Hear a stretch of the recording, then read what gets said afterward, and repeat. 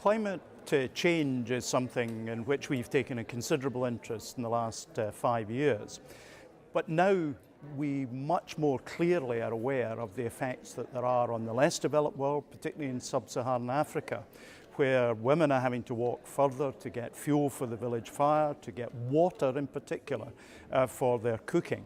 So this fund is an attempt to kick-start world action on supporting these people who are so affected by climate change, people who are paying the price for our industrial success in the past. Someone who's been a UN Commissioner, who's been a President of Ireland, and who now heads up the Mary Robinson Foundation for Climate Justice, is absolutely central to the debate on climate justice.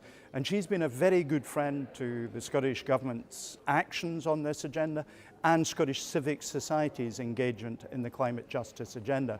So it's been an absolute delight to have her here to give her personal endorsement to the launch of this fund, which she first called for some year ago. We are now delivering on what she asked us for that period of time ago. An important complement to the Climate Justice Fund is Scotland's position as a world leader on knowledge, technology and skills related to marine and other renewable energies. Collaboration with partners in developing countries to share and further develop these skills is a valuable and important ethical complement to the Climate Justice Fund, while opening new opportunities for Scottish researchers and businesses, such as your existing partnership with the Maldives on marine energy. The justice that's in climate justice is very straightforward. We got the benefit of being able to emit greenhouse gases over a very long period of time, and that's underpinned our economic success today. But the people who pay the price for that set of emissions are people who've gained nothing from that industrialisation.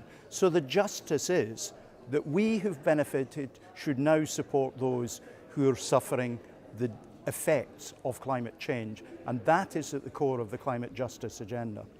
We talk about the weather, the climate and its erratic nature in Scotland, but it's not a life or death experience. But that is the reality for millions of people who are right now being affected by climate change.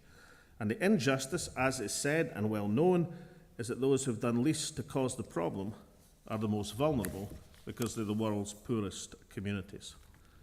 That injustice doesn't just relate to nations or regions, it also covers gender. As Mary Robinson continues to highlight in her work, women are disproportionately affected by both climate change and indeed by poverty. So what is needed is climate justice. Climate justice links human rights and development, putting people at the heart of the economic system. It is the ethical obligation to share our benefits from industrialisation with those affected by the climate change that it has largely caused. The Rio +20 conference is, of course, 20 years after the original conference that took place in Rio in Brazil. This time we'll have countries from all around the world looking at green development, sustainable development. And that absolutely is somewhere where Scotland has a very strong message to deliver. We know we will, during the conference, be working with a lot of different groups. The United Nations development agencies are asking us to participate in work with them because Scotland is showing that modern industrialised nations can respond to this new agenda, build new industries, but also support those around the world who've been paying the price. And so at Rio, that is the core message that we will wish to take to countries from all around the world.